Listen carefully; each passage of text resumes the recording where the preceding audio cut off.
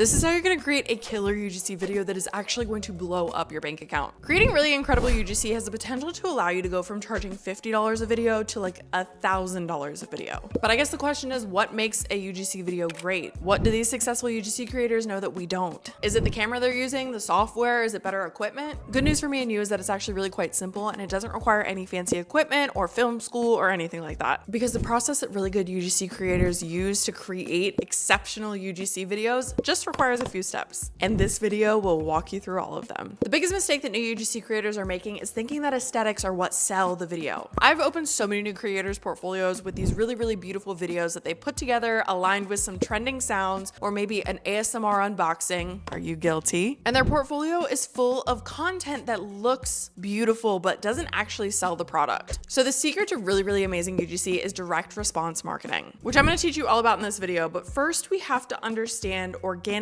versus paid content, because let me tell you, they have a different purpose. And I promise you, if you watch this video all the way to the end and you implement these steps into your next UGC video, you are going to watch your business and your bank account explode over the next 90 days. When brands are asking UGC creators for content, they're going to be asking for two different types of content, either organic content or paid content. Organic content is the type of stuff that you're putting in your portfolio right now that isn't landing you deals. The purpose of organic content is that it's going to be posted directly onto the brand's social media. This is going to cultivate a community, raise brand awareness, or just help the brand have some content to fill up their social media. This content is going to be things like unboxings, a day in the life, ASMR, some beautiful shots of B-roll that are lined up with some trending audio. And the goal of this content is not actually to sell the product. Like I said, it's to create brand awareness and cultivate a community. This content can be found on the brand's social media, on their website, in their emails, things like that, but the actual goal of the content is not to sell the product. This content's going to take a little bit longer to convert, probably 3 to 6 months or maybe even longer, but it does have its space in UGC. There are brands that are definitely looking for this organic content. However, the money is really in paid content. Paid content is content that's going to be used for brands to put into their advertisements. So these brands are posting this on Meta, TikTok, things like that, and then putting ad spend behind these videos so that they are pushed out to the audience, and the goal of the video is simply to convert to sales. Think of it this way. Organic content, you're looking at view count, comments, saves, shares, etc. Paid content, you're looking at direct conversions. How many people purchased from this advertisement? Because the brand is spending money to push this content to more people, it's more valuable to the brand, and therefore you're actually paid higher on this content. This content's gonna be fast-paced, have strong CTAs, and be problem solution focused. I'm gonna show you an example of the difference so that you can see. This is gonna be an organic video.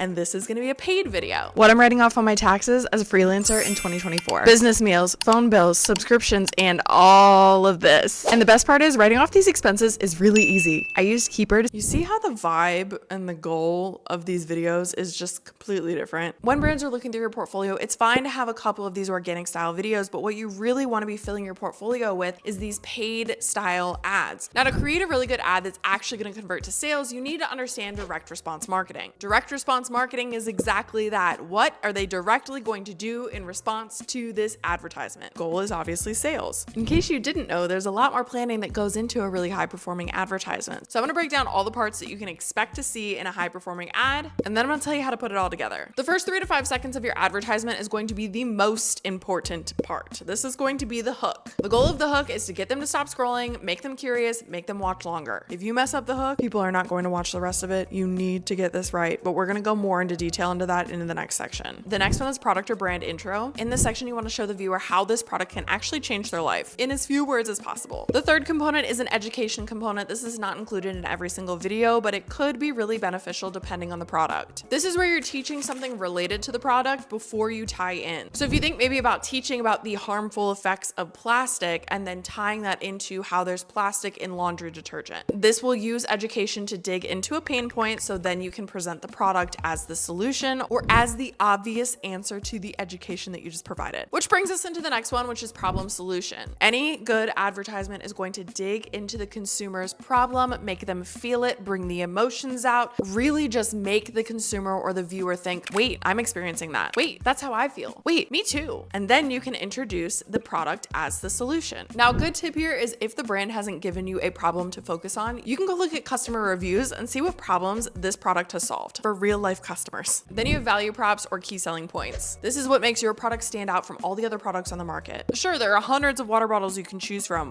Why do you choose this one over the other ones? In this section, we're not just listing features, but we're tying into benefits. So for skincare, rather than listing a bunch of ingredients that mean nothing to a consumer, talk about what those ingredients will do for the consumer. So instead of saying this has tremella mushroom in it, you would say something like this has tremella mushroom, which holds 3 times its weight in water, making your skin absorb water and feel plump and bouncy and moisturized all day long. I'm sorry, but which product would you rather use? Then you have social proof. This is where you are showing the product actually being used and not just by you. Social proof is things like reviews, testimonials, before and afters, influencers using the product. This could be something like this product has 7,000 5-star reviews. I can see why it keeps selling out. It's just a little sentence that brings it back around and shows that you're not the only one that's interested or talking about or loving this product. And then finally, a call to action. Call to action is going to tell the viewer exactly what you want them to do next. It's something along the lines of click here to buy the product, sign up here, click this link, go to this website, something along those lines. If you get a viewer all the way to the end of your video and you don't have a call to action, I promise you they are going to scroll on, because we are just little minions on social media that scroll and scroll and scroll as soon as the video ends, unless someone says, hey, click this if you want this. It's just that little reminder that helps click in place. Oh, I liked this advertisement. I want to try this. I need to actually click the link instead of scrolling away. Now, I just gave you so many different components to a high converting UGC video, but the most important part to understand with all of this is that while all of these components are important, not all of them have to be included in every video, nor do they have to show up in the order that I gave them to you. You could be using education as your hook. You could use a CTA as your hook. You could have a hook, introduce the problem, offer the brand as the solution, and then go into some education and then value props and then end with a CTA. All of these components can be mixed and matched around in whatever makes sense in the advertisement, but the most important ones to include in every single video are going to be the hook, problem solution, value props, and CTA. And obviously the product or the brand intro, because you have to introduce the product at some point. Once you understand all of the components of a high converting UGC video, then it's time to put it all together and write your first UGC script. But before you can write your first script, you got to do a little planning and research. Whenever I sit down to create concepts for a brand, I will actually go and do a little bit of research on the brand, the competitors, the niche, so that I have a really good understanding of what's working in the space, what's not working in the space, what ideas I can pull from maybe other brands or maybe even other niches that can be applied to this brand or product. It's really, really easy. Just go to the Meta Ad Library, TikTok Creative Center, or just search on TikTok and scroll through the niche to see what's working really well. You also really need to understand the target audience before you go and create a UGC video. Understanding the target audience is understanding who are we speaking to, how do they like to be spoken to, what are their problems, what are their desires, and what can I do to serve them with this product. You need to know who you're selling to and what their biggest pain point is if you're going to create a highly effective, highly converting video. Because the way that you would sell to women is different than the way you would sell to men, just like the way you would sell to millennials is different than the way you would sell to boomers. And the way you would sell to Gen Z is different than everybody. So once you understand what the market is looking like and what the competitors are doing and what creative ideas you can bring over from other niches, and you understand who you're speaking to and what their pain points are, then you can get into script writing. Now, I've written over 2,500 scripts for UGC videos, so this is kind of my forte, kind of my expertise. And I have a script template that I use for every single video. So I'm gonna link that down in the caption for you. It's completely free, but this is the step that I would not skip. And this is exactly how I start writing high converting UGC scripts that are going to make brands beg to work with you. First, you need to understand the end goal of the video before you actually start filming. Is the brand looking for brand awareness, engagement, community building, sales, conversions? What are they looking for in this video? If it's organic content, then we can really kind of relax on the direct response marketing tactics. But if it's paid content and the idea is to get people to buy, then we need to be structuring the video so that it actually results in conversions. Because let me tell you, there is nothing a brand likes less than running an ad and not having a single conversion from it. Once you understand the goal of the video, then you can start kind of conceptualizing ideas. There are so many different types of videos you can make. The 3 most common are probably going to be testimonial, problem solution, and product demo. With the testimonial, you're going to be sharing your personal experience of how this product impacted you. So if we go back to those direct response marketing blueprints, this is going to look a little bit like a hook. The problem being presented in our words, saying exactly how you felt before you found this product and exactly what you were going through and exactly the emotions you were feeling. Then the product intro as the solution to how you were feeling. And then the value props or key selling points to support why you love this product. And then the solution, which is how you now feel since you've had this product in your life, and then a call to action. While a problem solution video is probably going to call out an audience directly in the hook with a direct problem, then introduce the brand as the solution, then give very very direct value props of why it is the solution, and then have a CTA. And you can sprinkle in some things like social proof and education wherever it fits. But using those direct response formula components as the blueprint is going to change the way your videos turn out. Once you've got the order down of how your components are going to be showing up in your video, then it's time to put some personality in it. UGC scripts should not feel like a commercial. They are real life people showing their real life experience with real life products. So you want a lot of personality. You want it to be conversational. You want it to feel like you are talking to your bestie. How would you tell your best friend about this product? I probably, if I was telling my friend about this water that I absolutely loved, I probably wouldn't tell them it's made with 50%